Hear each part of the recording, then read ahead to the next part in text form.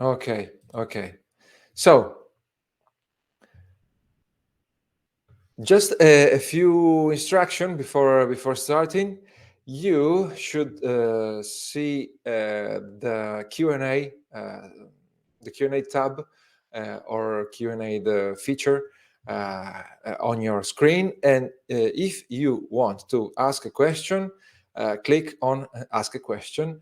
I will answer them, all of them, after my talk. I think you can also ask to join the call and uh, maybe say your question live. We won't be doing it in the first part. We will be maybe doing it later if there are not too many questions. I see you are uh, probably clicking on the join talk button, but I for now I can't accept you. So yeah, I see. Oh, I see many people are connecting now. So yeah, it's time to start. Welcome everyone. I'm Alberto Cabas Vidani. I'm a medium writer. I've been a medium writer for about a year now, so it's extremely exciting to be uh, talking here on this virtual stage, sharing this virtual stage with other great speakers and writers I admired on Medium for quite a while now. Today, I will be talking about my challenges with being a non-native speaker, and I want this talk to be a way to an invitation for you to start investing in your personal brand in English if you are not a native speaker as soon as you can, because I started, I think, at least 5 years too late, and it's growing now far faster than any other experiment I've done in Italian in my own language. Uh, as I said earlier, I'm repeating it now. If you have any question, you can see probably on your right, if you are on desktop, I don't know, on mobile, a Q&A section. You can click on ask a question. I will collect all the questions and then answer them when I finish talking. I was invited to spend about half an hour, and this half hour will be split in two. I will talk for about 15 minutes, and then we will have 15 minutes to answer questions. There's a very crowded schedule for this event, so I don't want to steal time from other speakers. So welcome to everyone who's connected, because there are so many people now. I didn't expect that. Thanks a lot. I want to talk you about my journey inside the English language as a content creator and as a non-native speaker. So I started studying English in middle school, but here in Italy, teachers are bad, and English teachers in Italy are very catastrophic. So uh, everything useful I learned about how to use the language, I did it by myself. I have to integrate the teaching I got in school. My first DIY approach to English was through music. My father gifted me two books with all the songs by my favorite band at the time in middle school. It was Queen, and these books showed on one side showed the original text in English, and on the other side the Italian translation. And this was the first time I used my passions, my interests to drive my self learning of the English language, and I learned a lot of words I wasn't learning in school. I learned how to compose more complex sentences. Uh, it was the first time, but then years later, I used the same approach to learn English from native speakers, because I always followed my curiosities, my passions to consume content in the English language. Uh, and later, I didn't only read books. I listened to audiobooks. I listened to podcasts. I watched YouTube videos. Uh, by the time I was at the university, I think I was consuming only content in English about every interest, because, well, also I noticed that English content was far better than the Italian alternative. So it was a win in many ways. Uh, but this works. This works because if you are pushed by your passions, you have more motivation to learn a language, which is not easy. And you also, if you have a niche interest, for example, photography, you keep stumbling upon into the same words and the same concepts, and so you by repetition you learn more quickly, and this way the progress, the momentum keeps you learning. But learning consuming content is not enough, because you have to also produce, you have to write, you have to talk, if you want to dominate, if you want to be fluent in a language. And I didn't have the inspiration to start creating content until after my, or maybe during my PhD. So even after the university. But during the PhD, I had my first boost to the confidence in my English skills, because I had to write scientific papers in English. I had to present my results, my research results at several events, and everyone from my peers, my supervisor, other professors, attendees to the events I presented to, complimented me on my English. So at least at that point during my PhD, I was already 25, 27. I knew that my English was better than the average non-native speaker. I wasn't creating content online at the time. It was, I think, around 2008, 2009. I thought I would. My dream was to become a researcher, but my PhD experience was awful and inspired me to look for a better way to carve my own path. So I started looking for ways to make money from home, to earn from home, because I was working at a PC, at my computer, at my desk every day. I have to commute to an office about two hours per day, and I I wasn't working with people I liked. So I looked in Italian, first of all, but I only found scams or opportunities to earn a few cents to do very stupid tasks and repetitive tasks. So I turned to English, because at the time I have seen many times that English, the English web was providing better information on any topic. And I found the 4-hour work week, which you probably heard of. That pointed me in the direction of creating an online business, a solopreneur business, as one would say now.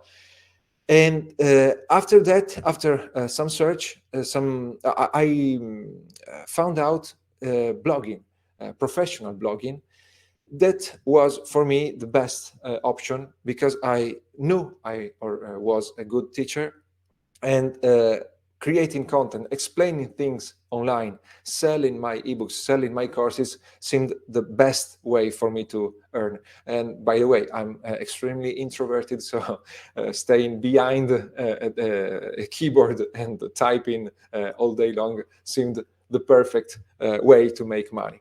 So before going on, for the ones that joined us a little later, you can ask questions using the Ask a Question feature, and I will answer them after I finish my talk in a few minutes. At this time, I decided to leave Academy and start my online business. I was learning blogging and professional blogging and making money online from sites like Smart Passive Income, which was starting at the time, from ProBlogger. And I already tried writing and speaking in English during my PhD, but I I was sure I wasn't skilled enough to start producing content in English.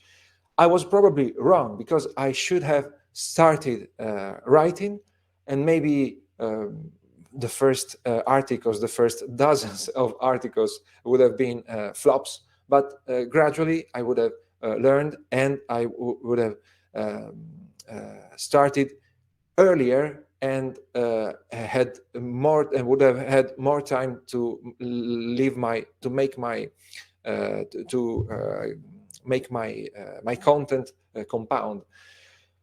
Instead, I found a free niche in Italian. I was passionate about photography at the time, so I started a photography site, and not a site to show my photographs, but to teach photography, because competitors were very weak in my own language at the time. I was right, because the site grew quickly. I dominated the rankings on Google for the top search keywords in my niche, and the site achieved about 300,000 reached 300,000 page views per month, which is a large number in Italy. So it was growing, but I was distracted by another idea. I really wanted to teach my fellow countrymen, the Italians, how to use the web to make money through their own business, to build their own freedom, because Italians are too risk averse. They are very slow to adopt new technologies. So very few people knew how to do it and what the opportunities were. Uh, so I found another guy who had the same idea, the same goal, and we co-founded italianindie.com, which still exists. We tried everything: podcasts, YouTube videos, blogging, SEO blogging. We sold ebooks, we sold courses, video courses, cohort-based courses when they still weren't called cohort-based courses. We sold consulting, we sold, and we are still selling subscription. But we never got traction. We got fans, we got true fans, people that are still renewing their subscription years later. But we finally realized that the niche in Italian is too small.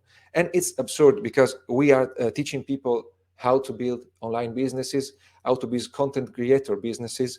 And as you may know, this is a very large niche in the English language. In Italian, there are not enough people. There are simply not enough people. And we both knew how large the niche was in around the world, abroad, outside Italy, in the English-speaking market. But we didn't have time to experiment with that, because we were spending all of our time trying to make italianindie.com work. Unfortunately, it didn't happen. We weren't making enough money, and the pandemic happened. With the pandemic, Italians were locked in their homes for a while. Some of them lost their jobs. They didn't have time to think about starting their online business and were too afraid to do it. So our revenue dropped, and this was the final push. We decided, okay, we tried everything. Now it's time to finally start doing something in English. And it was about 10 years too late for me. I should have started before my first Italian blog. At the time, I wasn't creating any content in English, not even on social media. And so I gradually started reducing the effort spent on my Italian site and reinvesting it in producing English content.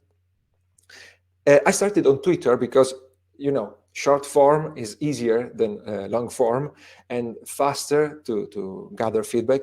And as you may know, the best way to start is engaging with other creators, with other tweets, or quote tweeting them. I started that, and it was interesting. It started giving me evidence that I could create content in English. I could explain even complex concepts to other people, because people were appreciating my replies and also engaging with me as if I was a native speaker. And it was surprising for me, and it gave me more confidence. I didn't keep investing on Twitter because I was distracted by the crypto scene. It was the time when creator coins were invented. That is, creators started issuing their own crypto currencies and using them to pay their fans, to reward their fans. So I left Twitter, and I joined several crypto communities on Discord mainly. And there I kept doing what I was doing on Twitter. I started answering questions about the crypto space, or maybe about the creator economy, which was another topic tightly linked with crypto.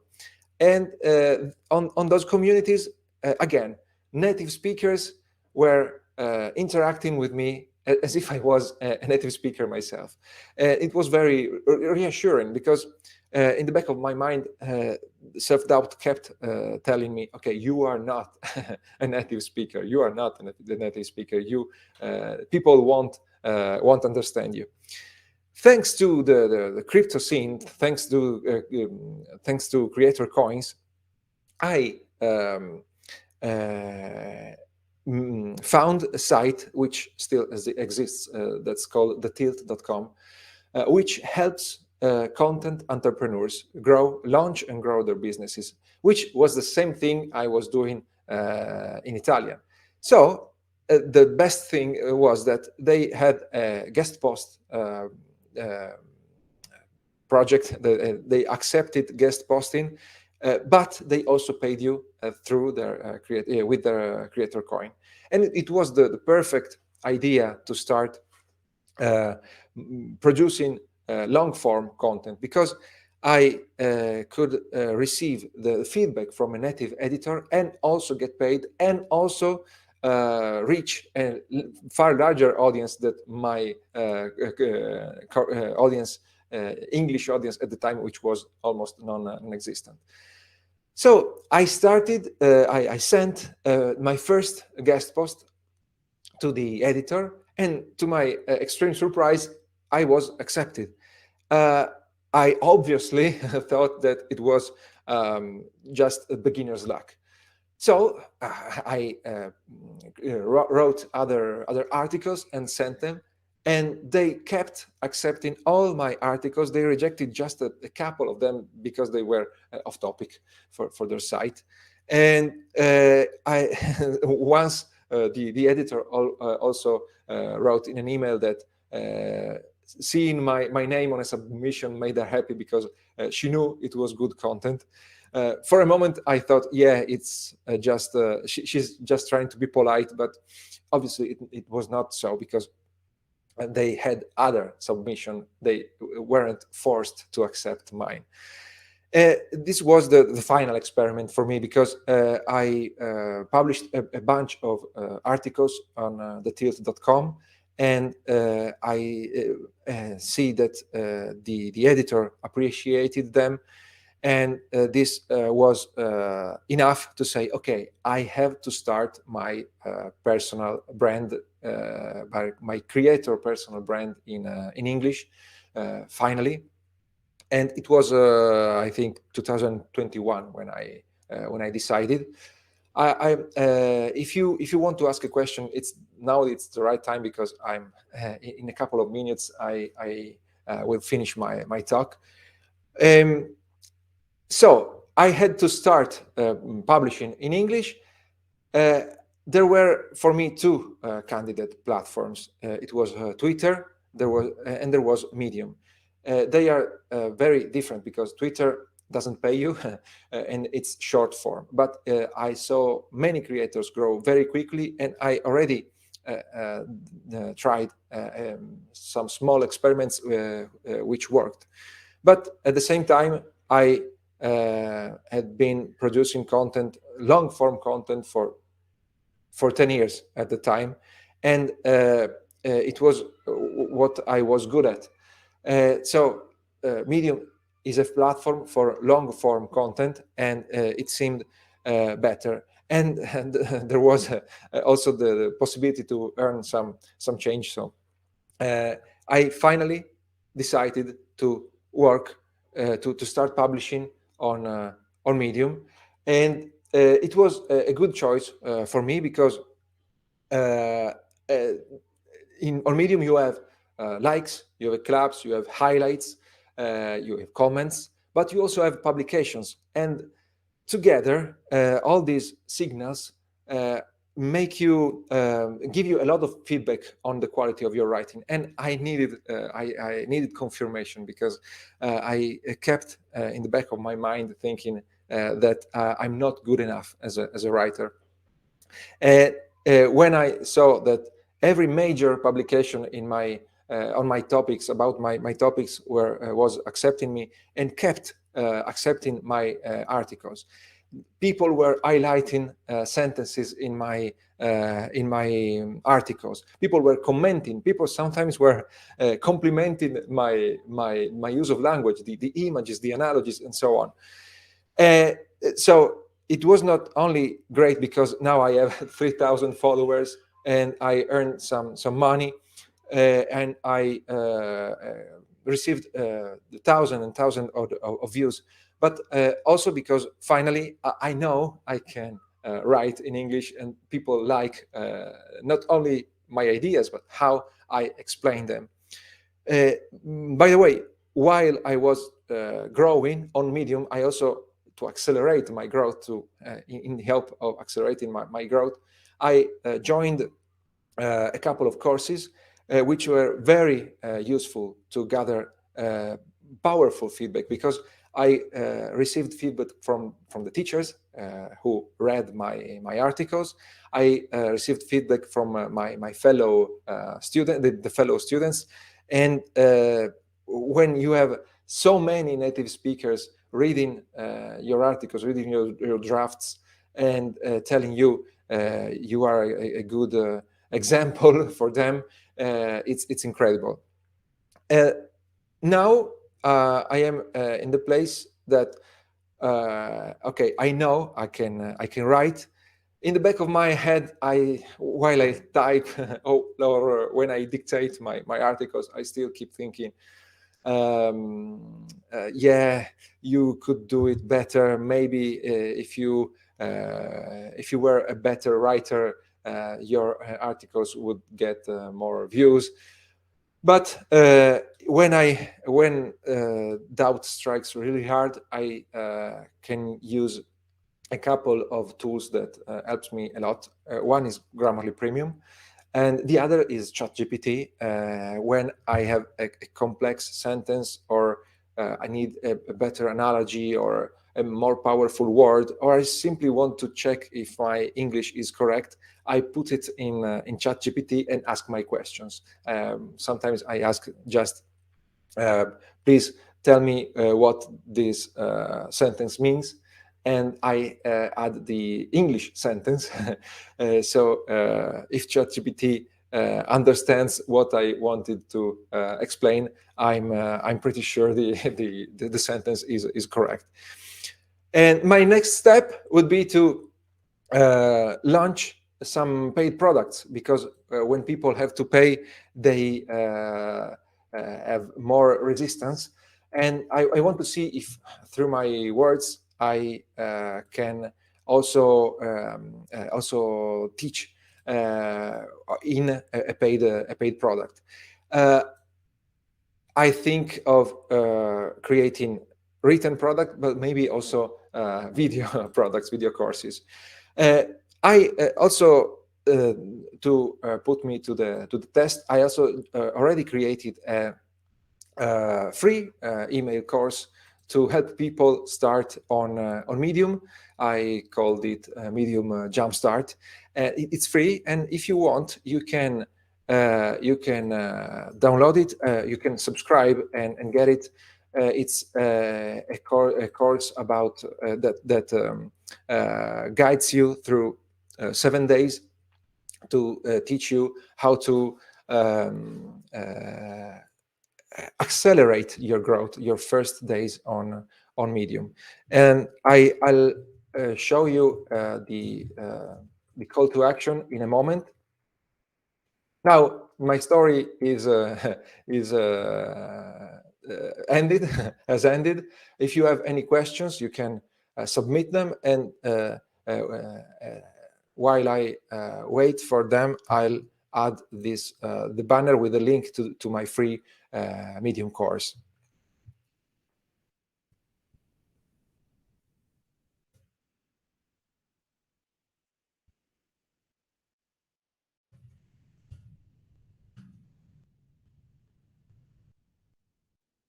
Here it is. You should see the call to action now.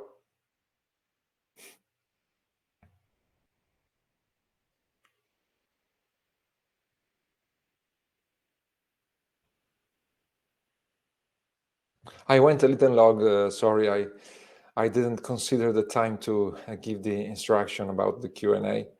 I got carried on by the details.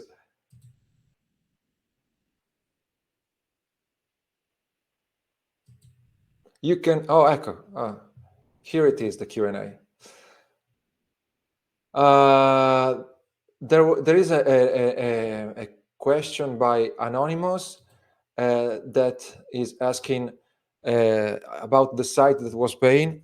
Sorry, but you you inserted a lot of questions, but the interface wasn't showing them to me. The site is thetilt.com, but it isn't paying anymore because they discontinued uh,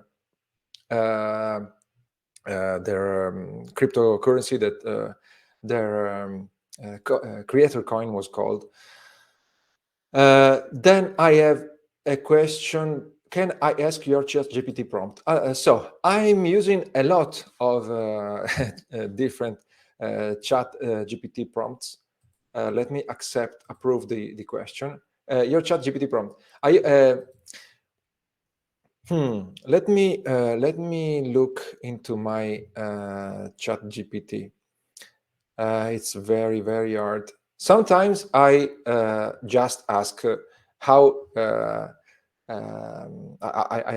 ask for an English translation, because maybe I have a long phrase and you can't find it in vocabularies. So I just ask for the translation. But it's far more useful when you ask. Let me know. It's very hard to find the chat. For example, I use this sentence. What does this sentence mean? I simply ask that, and then I put the sentence. And when ChatGPT tells me the answer, I can understand if the the sentence is correct. Let me share, yeah, this. Let me share this tab on my browser. I used, for example, this prompt. It's very simple, but it works. Uh, I used, I think this was an idea for an email subject. Yeah. And I wasn't sure the meaning was so clear. And so I asked, what does this sentence mean? And as you can see, ChatGPT is very detailed in its answer. This one I used a lot. But sometimes I just ask how to um, make a sentence shorter, or another way to say the same thing. And after ChatGPT answers, I um, uh, if I don't like the answer, I ask for more details. I don't find that all-in-one prompts work. What works is iteration on ChatGPT. So another question. I always care about my grammar when I speak. Another anonymous question. Or writing. I fear to speak with incorrect grammar. Any suggestion for me to boost my confidence to speak with not good grammar? Okay. Unfortunately, the only thing is that you have to practice. But as I said in my reply during the talk, you can go through tiny steps. For example, nowadays there is a community for any possible topic. So join a community, a Facebook group, a Discord server. You can find them on Slack, on Circle, and interact with people. If you see that they understand you, you can say that, okay, I can, I am clear enough.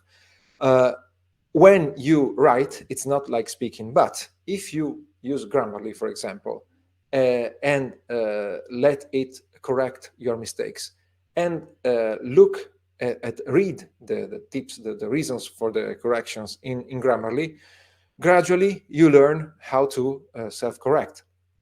And finally, at some point, you will have to try speaking, but you, for example, can, there are communities that hold Zoom calls or Twitter spaces, and there are several ways to engage live.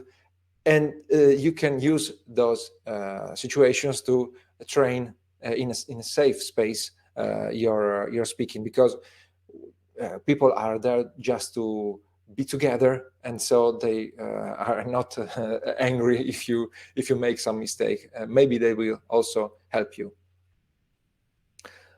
Okay, let me mark as answered these replies, because so okay. How to one moment, it skipped. How to improve my writing, especially grammar and correct usage. Okay, this is a long. This needs a long answer. I'd say read. It sounds trite, but read in English. First of all consume all the content you consume must be in English. Read, listen, and so on. Replace all the content you are consuming with English content, and you will absorb the correct grammar and the words, also the vocabulary. This is the first step. And then follow what I told. Do little experiments. For example, using a short form social media like Twitter. But even better, experiment in communities, as I said in the answer before. But obviously, you can take a course, but nothing replaces practice. And um, and if you have the challenge of publishing, if you know that other people are listening or reading to your words, you you are more motivated to do the right thing, and then you obviously get feedback. So Mark has answered. Let me know. What courses did you join? Asks Anonymous. I bought the medium course from Ayodeji Awosika, and I joined the first cohort of the writing course of Sean Kernan's writing course. For beginner writers, beginner medium writers, and beginner writers in general, Ayodeji's course is great. I didn't learn that much because I had a long experience as a content creator, but the community was helpful. And it also came with a one-on-one coaching call, so that was helpful to confirm my strategy on Medium. And Sean Kernan's course was awesome because he's an awesome guy, and he focused on storytelling, which is not one of my main skills, so it helped a lot. There are, okay, still a few answers. Roman Lihavstuk, sorry for my pronunciation, tells, any tips about getting enough confidence to click publish button when writing in English without going back to reiterating the text again and again? Yeah. First of all, to limit going back again and again, I always tell this to my coaching clients: use a timer. Obviously, if you need, if you have 1,000 word article, you may need 1 hour, 90 minutes to review it. So don't set the timer to 5 minutes, but set a timer to a time that makes you a little uncomfortable. And over time, you will accelerate, you will speed up your reviewing. This is one thing. The other is that on Medium, there are if you are writing on Medium, on Medium there are publications. Publications have editors. Some publications are harder to get into. Others publish almost everything. You can start join, for example, Illumination, which is less strict, and see if they publish your article. If they publish it, at least it's comprehensible, it's understandable. You can then move to upgrade to more, I can say, stricter publications, and see if they accept you. This is important feedback. And but I think are the two main tips. As you may have, if you listened to my story, I found several ways to get incremental feedback, and every step built more confidence. So, for example, first you build the confidence to that you are able to understand everything. You listen to podcasts accelerating them, and videos accelerating them. You read as fast as you read in your own language. This is the first step.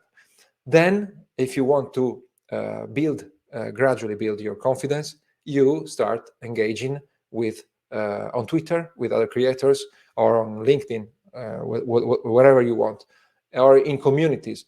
And gradually it feels more natural, and then you make the last step and start writing and publishing. If you join communities where people review each other's work, you are in a safe place where you can get faster feedback. If you want, I do chat coaching. I can help you. It's inexpensive. If you join my Medium course, you will at the end you will be able to buy chat coaching. And yeah, these are the main topics. Well, another question. Crystal, look, do you think your skills in SEO help you to reach more audience in Medium? This has happened a couple of times recently. You can see on the top pinned article on my profile received 15,000 views that are almost all external, and that came through SEO. But it happened just a handful of times with my Medium stories. Yes, there are many articles. I prefer internal views on Medium, so I optimize the SEO information on my Medium stories only when I know there's potential for SEO traffic. But I know that there are many writers that use Medium as their own blog and get traffic through SEO, but you have to choose the keywords before. You have to choose keywords that have a good search volume and low competition, and use the domain authority, the high domain authority of Medium, to jump higher than in the rankings than maybe other established blogs. So I'm going. Karen is telling me, thank you for your presentation. Okay, well, it was a very 40 minutes ago. SS wrote, what are your thoughts about other platforms like Substacks? So I have specific thoughts about Substack and other platforms. Well, it depends on which other platform. Substack, I see that there's a good, it is a good environment for writers. I'm not. I'm concerned that they aren't yet profitable, and they incentivize people leaving the platform because they take a 10% cut on your subscription. So people use Substack because it is very easy to start, and it's free, totally free.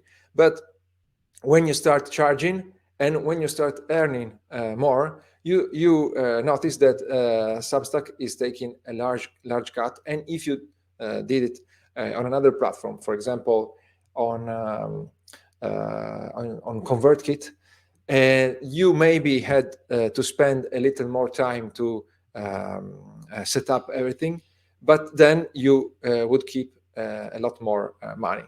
So I'm not sure Substack will be stronger in the future. We have to we still have to see. And if you want to do email marketing, you still need another email marketing tool. What I like about Substack is that people are using it to comment or to restack your writing. At the same time, since Substack is a newsletter platform, most users read what you write on their phones, not or on their email clients, not on the platform. And so you see even huge writers, posts from huge writers that have just a few comments or restacks, while on Medium you see thousands of claps, dozens of replies when an article is successful. And on Substack you don't have algorithmic discovery. There's the recommendation system, but it's manual recommendation. I like to have a platform where people can discover me. Otherwise, if you want to grow only on Substack, you have to create relationship with other writers, and it's not always possible. Okay, Mark has answered. I think. Oh yeah, we have another question from Roman. He is asking, did learning academic writing made it harder for you to write more creative stories? From my experience, on one hand, it did improve my English writing, but at the same time, I started to follow very strict writing rules, which made my writings boring. Fortunately, I spent only 3 years in academy, so maybe it was not long enough to ruin my writing. I learned to be concise and very, very clear because my supervisor pushed for it. But yeah, it wasn't. It was very far from what works online. Fortunately, I always had this knack for explaining and for being clear and for empathizing with beginners and people that need to be need very, very clear explanation. And so when I started writing in Italian, first in Italian, then in English, I immediately got comments thanking me for the clarity and how simple my writing was. So I think that the negative influence of academic writing is very limited. What is missing still from my stories, I think, are more personal stories, more personal examples, maybe more emotions, more of my personality. But this is not because of my experience in academic writing, but because in real life I'm not. I'm so shy that I keep hiding myself.